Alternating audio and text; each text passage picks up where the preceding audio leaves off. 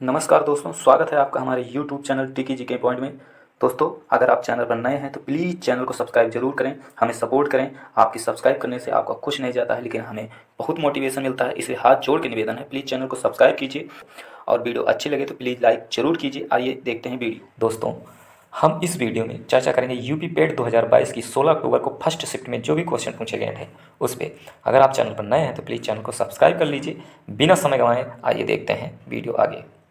देखिए, पहला क्वेश्चन है, निम्नलिखित में से किस अधिनियम ने बैंकों के राष्ट्रीयकरण के लिए शर्तें निर्धारित की? तो इसका राइट आंसर था बैंकिंग कंपनियां अधिनियम 1970। तो आप जानते हैं 1969 में 14 बैंकों का राष्ट्रीयकरण किया गया था। तो जब 14 बैंकों का राष्ट्रीयकरण किया गया था वो इसी अधिनियम से, यानी ये राष्ट्रीयकरण पहले हो गया था और अधिनियम जो है बाद में लाया गया था। आप जानते हैं कभी कभी ऐसा होता है। और अगला क्वेश्चन है, 1991 में नई आर्थिक नीति के तहत उदारीकरण और निजीकरण की पहल का प्राथमिक परिणाम निम्नलिखित में से कौन सा था? तो इसमें परिणाम जो था, सबसे प्राथमिक परिणाम राजकोषीय नीति सुधार। आप जानते होंगे आर्थिक नीति जब लाई गई थी 1991 में, देश की आर्थिक स्थिति बहुत खराब हो गई थी, मतलब सरकारों के पास पैसा खजाने में नहीं रह गया था। तो सबसे पहला उसका यही मकसद था कि हम कोई ऐसा कुछ करेंगे, हमारे विदेश से कंपनियाँ आएँ, हमारे देश में पैसा लगाएं और हम उससे जो है टैक्स हमें मिले और हमारी राजकोषीय नीति में सुधार हो। ठीक है, तो इसका राइट आंसर यही है।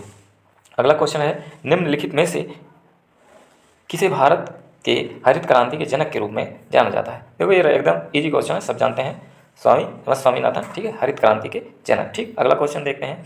अगला क्वेश्चन है, भारतीय संविधान के लिए डीपीएसपी किस निम्नलिखित में से किस संविधान से प्रेरित है? सब जानते हैं आयरलैंड से है। ठीक है, डीपीएसपी।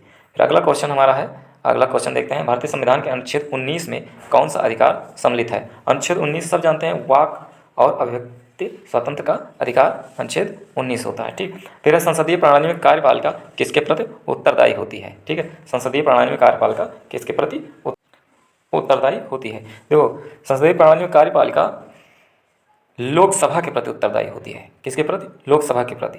तो इसमें तो ऐसा ऑप्शन है नहीं, इनमें से कोई नहीं इसको माना जाएगा। ठीक, संसदीय प्रणाली में कार्यपालिका लोकसभा के प्रति उत्तरदायी होती है।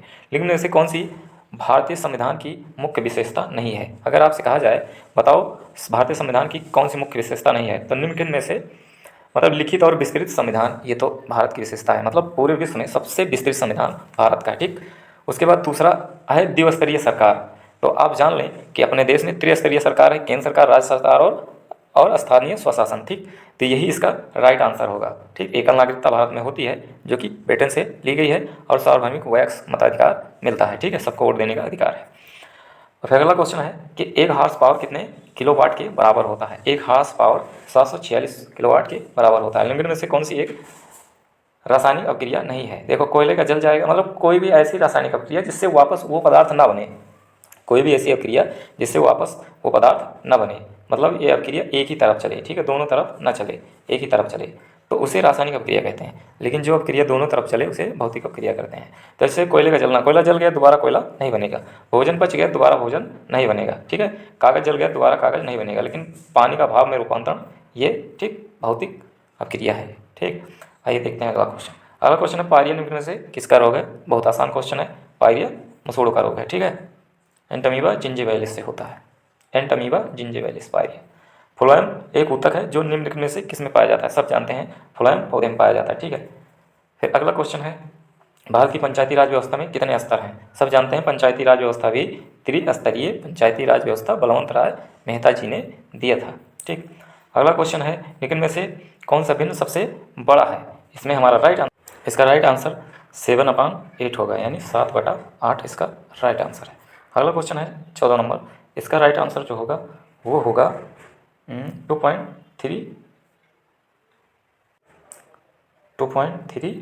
इसका राइट आंसर होगा 2.35। इसका फार्मूला होता है a cube minus b cube, a cube minus b cube बराबर होता है बराबर a square plus b square plus a b, फिर एक ब्रैकेट में ए माइनस बी। ठीक, इस तरीके से होता है। तो ए माइनस बी यहाँ पूछ रहा था, ए माइनस बी। ठीक, 19 का कितना परसेंट? 7.6 है। 19 का 40% 7.6 होता है। एकदम इजी क्वेश्चन था। ठीक, अब आराम से 19 का 40% 7.6 निकाल देंगे।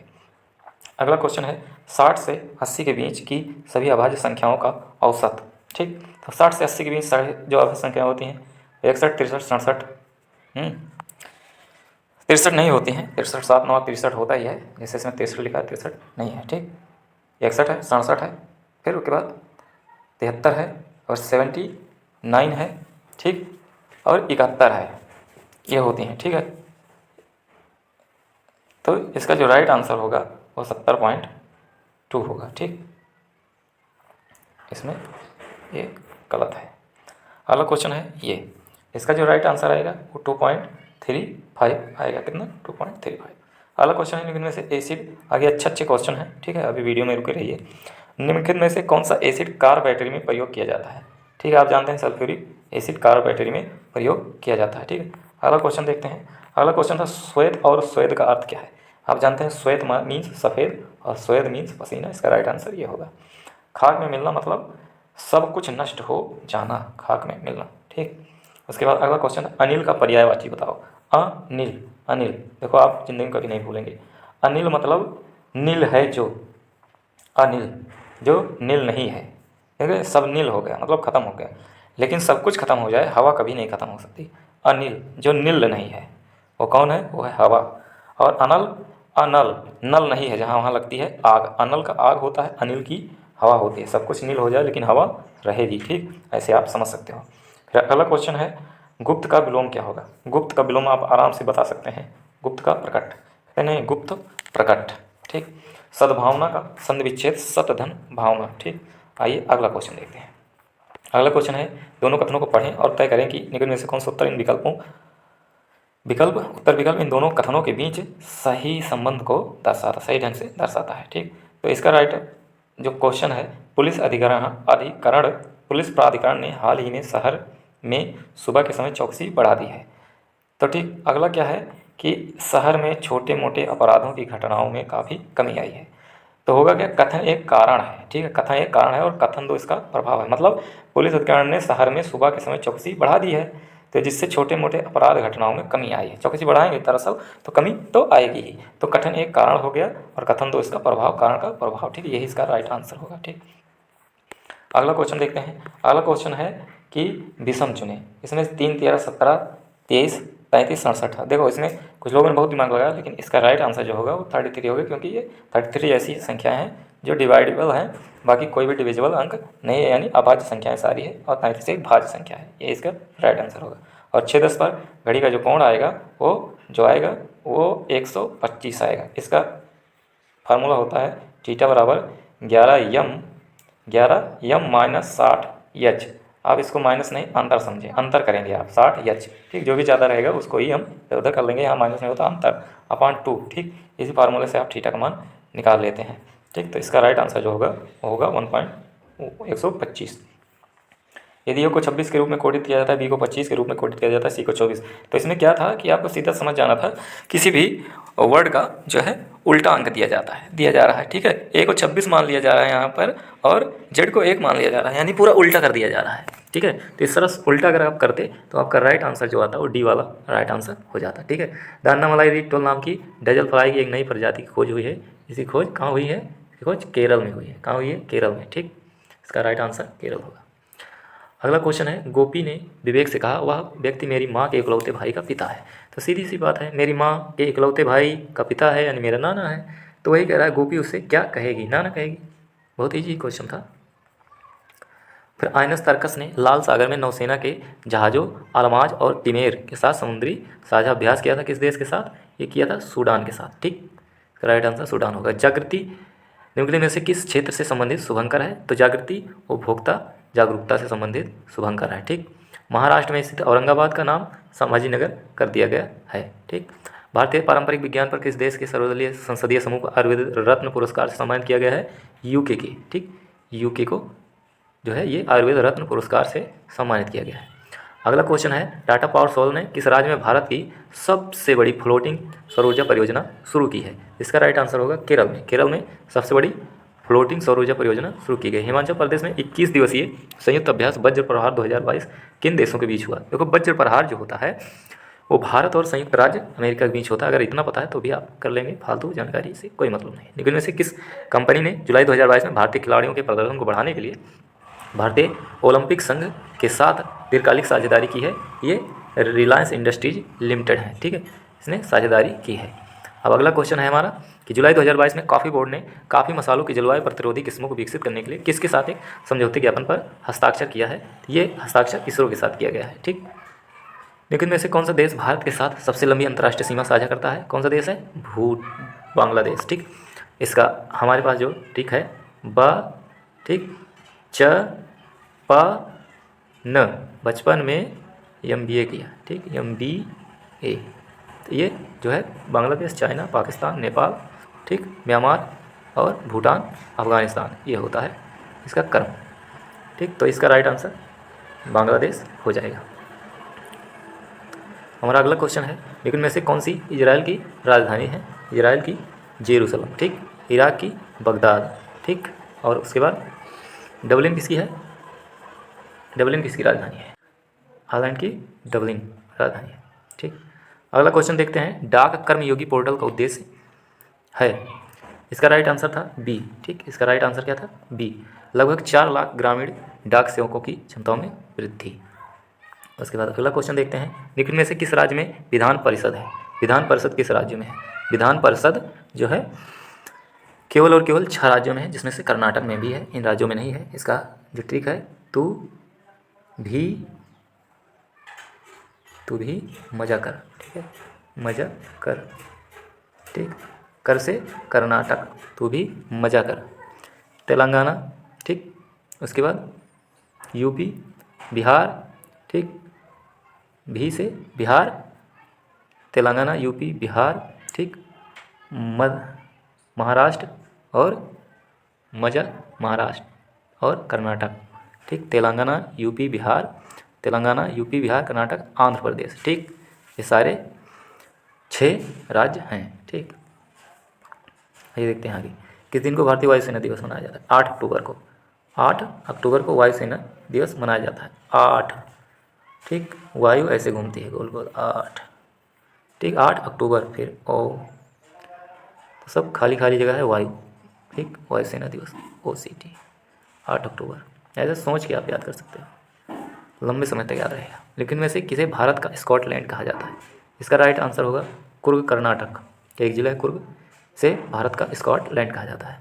फिर अगला क्वेश्चन है।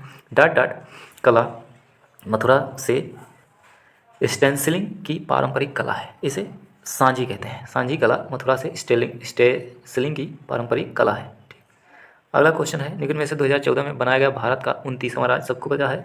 2 जून 2014 को तेलंगाना 29वां राज्य बना था। हालांकि इस समय भारत में 28 राज्य हैं।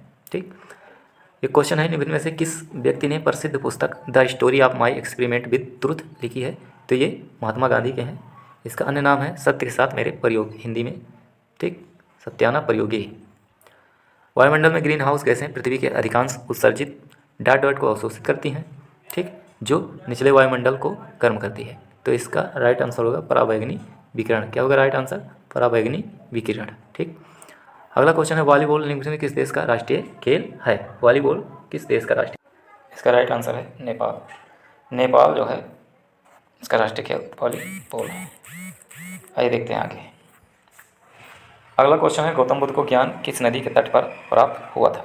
गौतम बुद्ध को जो ज्ञान प्राप्त हुआ था वो निरंजना नदी के तट पर पीपल वृक्ष के नीचे प्राप्त हुआ था।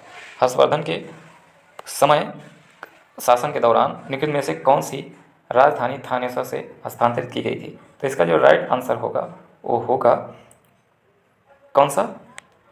कन्नौज। ठीक है, हर्षवर्धन की 2 राजधानी थी, एक कन्नौज थी और एक थी थानेसर। ठीक है, ये बहुत बार क्वेश्चन पूछा जाता है। ठीक, कन्नौज और थानेसर। ठीक, कन्नौज और थानेसर, ये हर्षवर्धन की 2 राजधानी थी। ठीक, इसका राइट आंसर कन्नौज होगा। ठीक, आगे देखते हैं अगला क्वेश्चन है। उनके में से किस सेना की ताकत छापा मार थी? देखो मराठा की सेना जो है उनके पास सेना तो उस समय नहीं थी ज़्यादा, तो इसलिए वो छापा मार तकनीकी से, गुरिल्ला तकनीकी से युद्ध किया करते थे।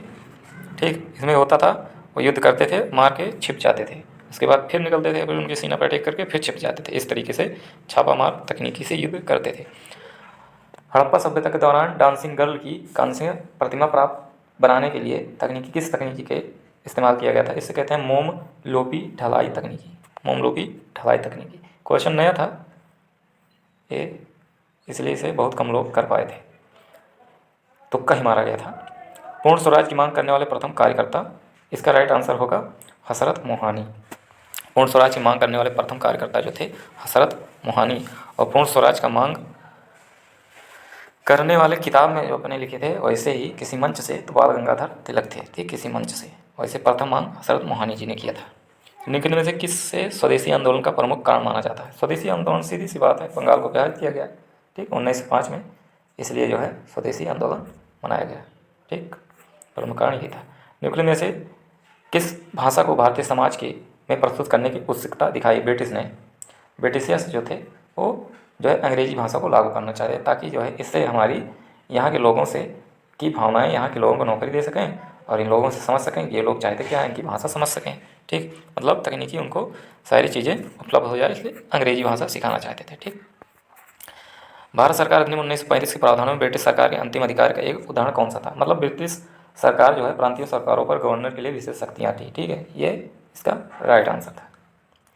उसके बाद अगला क्वेश्चन है, फॉरवर्ड ब्लॉक की स्थापना निम्न में से किसने की थी? सब जानते हैं, फॉरवर्ड ब्लॉक सुभाष चंद्र बोस, ठीक, कब किए थे? 1939 में फॉरवर्ड ब्लॉक की, जब उन्होंने कांग्रेस से इस्तीफा दे दिया था उसके बाद। फिर अगला क्वेश्चन है, खिलाफत मुद्दे को उठाने के महात्मा गांधी के निर्णय के पीछे मुख्य कारण क्या था? मुख्य कारण यही था कि हिंदू और मुसलमानों के बीच अधिक एकता लाई जाए, ठीक, एकता लाने के लिए उन्होंने ऐसा किया था ताकि सब लोग एक होकर देश को स्वतंत्र कराने में मदद करें, ठीक है। अगला क्वेश्चन है कि भारत में निम्न में से किस स्थान पर दिन और रात के तापमान में व्यापक अंतर पाया जा सकता है? तो ये थार मरुस्थल। देखो क्या होता है, रेगिस्तानी इलाकों में जब दिन में धूप होती है तो रेगिस्तान एकदम गर्म हो जाता है, बहुत तेज़ गर्मी होती है, वहाँ बालू पत्थर सब एकदम गर्म होकर गर्मी फैलाते हैं, और रात में एकदम बालू और पत्थर ठंडे हो जाते हैं, ठीक है, रात में बालू ठंडी हो जाती है, दिन में गर्म, इसलिए ऐसा होता है। अगला क्वेश्चन है, विश्व के कितने प्रमुख काल जोनों में बांटा गया है? देखो 24 घंटा होता है और हो गया ऐसा कि 24 काल जोनों में ही बांटा गया है, ऐसा नहीं है कि अरे मतलब 24 जोन में बांटा गया है पूरे विश्व को, ठीक। लेकिन में से कौन जनसंख्या परिवर्तन का घटक नहीं है? जनसंख्या परिवर्तन का घटक है मृत्यु हो गई है, ज़्यादा लोगों की हो रही तो भी जनसंख्या परिवर्तन होगा, लोग उस जगह को छोड़ के जा रहे हैं तो भी जनसंख्या परिवर्तन होगा, प्रवसन कर रहे हैं तो, जन्म ज़्यादा हो गया तो भी जनसंख्या परिवर्तित हो गई यानी ज़्यादा हो गई, लेकिन रुग्णता हो रही है यानी कोई बीमार है, किसी को जुकाम है, किसी को बुखार है या कोई अन्य रोग हो गई है तो उससे जनसंख्या में जो है परिवर्तन नहीं होता है, ठीक है, या तो मर जाए सीधा तभी परिवर्तन होगा ना, तो इसलिए इसका जो नए घटक नहीं है उसका राइट आंसर होगा रुग्णता। लक्षद्वीप की राजधानी निम्न में से कौन सी है? लक्षद्वीप की राजधानी कावारत्ती इसका राइट आंसर है, ठीक है। अगर आप चैनल पर नए हैं तो प्लीज़ चैनल को जरूर सब्सक्राइब कीजिए, हमें सपोर्ट कीजिए, इससे आपका कुछ नहीं जाता है लेकिन हमें बहुत मोटिवेशन मिलता है, किसी भी हेल्प कीजिए, बहुत अच्छा लगेगा आपको, इसलिए चैनल को सब्सक्राइब जरूर कीजिए। चलिए देखते हैं, स्थिरता के साथ विकास के उद्देश्य से निम्नलिखित में से कौन सी पंचवर्षीय योजना शुरू की गई थी? देखो इसका राइट आंसर होगा छठी पंचवर्षीय योजना। छठी पंचवर्षीय योजना शुरू की गई थी स्थिरता के साथ विकास का उद्देश्य लेकर, ठीक। अगला क्वेश्चन है, निम्न में से किसमें भारतीयों व्यक्तियों व व्यक्तियों के समूह के स्वामित्व वाले व्यवसाय शामिल हैं? इसका राइट आंसर है निजी क्षेत्र। देखो क्या होता है, सार्वजनिक क्षेत्र अगर लगाओगे राज्य के स्वामित्व वाले उद्यम, ये भी आपको सही करना पड़ेगा क्योंकि सार्वजनिक क्षेत्र वो भी आएंगे जो राज्य सरकार रखती है, राज्य सरकार के स्वामित्व में होती है, इसलिए दो आंसर कभी सही नहीं होंगे, इसलिए निजी क्षेत्र इसका राइट आंसर होगा। इसमें खुद कोई एक व्यक्ति होता है या 4-5 व्यक्ति मिलकर कोई व्यवसाय करते हैं, ये निजी क्षेत्र का होता है, ठीक है। उस जंगल का नाम बताइए जिसे पृथ्वी के फेफड़े के रूप में जाना जाता है, इसका राइट आंसर होगा अमेज़न वर्षा वन। अमेज़न वर्षा वन को, अमेज़न जंगल इतना सघन है कि दुनिया की 50% ऑक्सीजन यहीं पैदा होती है, ठीक है, इसलिए इसे पृथ्वी ग्रह के फेफड़े के रूप में जाना जाता है। इस तरीके से हमने अपना पूरा जीके के क्वेश्चन को कंप्लीट किया। अगर वीडियो अच्छी लगे लाइक ज़रूर कीजिए, हमारे चैनल को सब्सक्राइब कीजिए, जल्दी हम सारी वीडियो जो है अपलोड कर देंगे, ठीक। चैनल पर बने रहने के लिए अंत तक धन्यवाद।